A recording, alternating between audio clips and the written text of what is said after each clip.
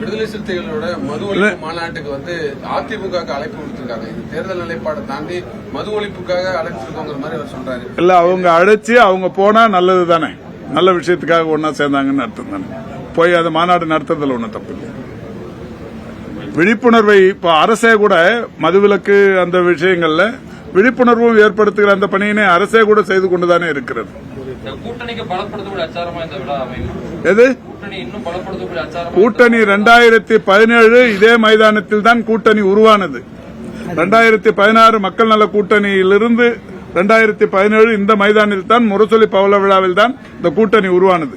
2017 2024 வரை இதுவரை அந்த கூட்டணிக்குள் எந்த விதமான கொஞ்சம் கூட பிசிறு இல்லாமல் மாண்புமிகு தமிழ்நாட்டின் முதலமைச்சர்கள் அனைவரையும் ஒருங்கிணைத்து மிக சிறந்த ஒத்துழைப்போடு எடுத்துச் சென்று வருகிறார்கள்.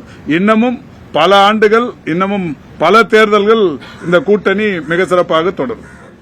2026 சட்டமன்ற தேர்தலை எதிர்நோக்கி இன்றைக்கு நகர்வுகள் போய்க் கொண்டிருக்கிற நிலையில் முப்பெரும் விழா இதே மைதானத்தில் நடைபெறவிருக்கிறது. நம்முடைய மாண்புமிகு தமிழ்நாட்டின் முதலமைச்சர் அவர்கள் 2026 பொறுத்தவரை 200க்கும் மேற்பட்ட சட்டமன்ற தொகுதிகளில் வெற்றியை காண்போம் என்று சூளுரைத்து இன்றைக்கு அயராது உழைத்துக் கொண்டிருக்கிறார்கள். அவருடைய செயல் திட்டங்களுக்கு வடிவம் கொடுக்கிற வகையில் அவருடைய எண்ணத்தை ஈடேற்றும் வகைகளை பொறுத்தவரை ஒரு மிகப்பெரிய அளவில் இதுவரை சென்னை மாநகரின் எல்லையில் இவ்வளவு பெரிய பந்தல் அமைக்கப்பட்டதில்லை என்கின்ற வகையில் ஒரு பிரம்மாண்டமான பந்தல் அமைக்கப்பட்டு வருகிறது.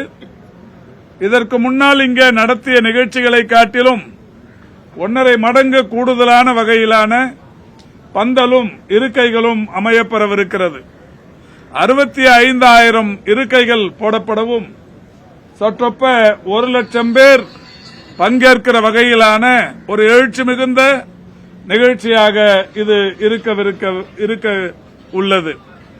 திராவிட முன்னேற்ற கழகத்தின் மாநில மாநாட்டுகளுக்குரிய பல்வேறு சிறப்புகள் இந்த முப்பெரும் விழா நிகழ்ச்சியிலும் இருக்கிறது.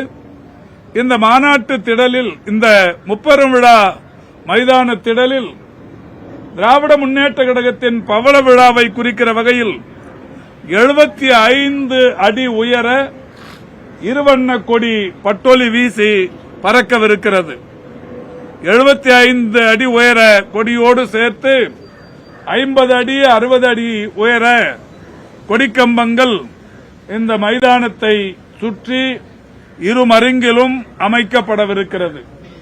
திராவிட முன்னேற்ற கழகத்தின் 75 ஆண்டுகால சிறப்புகள், சாதனைகள், செயல் திட்டங்கள் வண்ண பதாகைகளாக இந்த மைதானத்தில் சுற்றி ஒரு பொருட்காட்சி போல், கண்காட்சி திடலை போல் இந்த மைதானம் மாறவிருக்கிறது.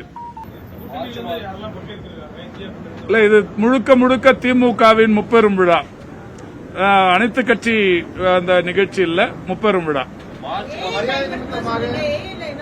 அது இப்ப சொல்ல மாட்டோம். நீங்க 17ஆம் தேதி 5 மணிக்கு பார்க்கலாம்.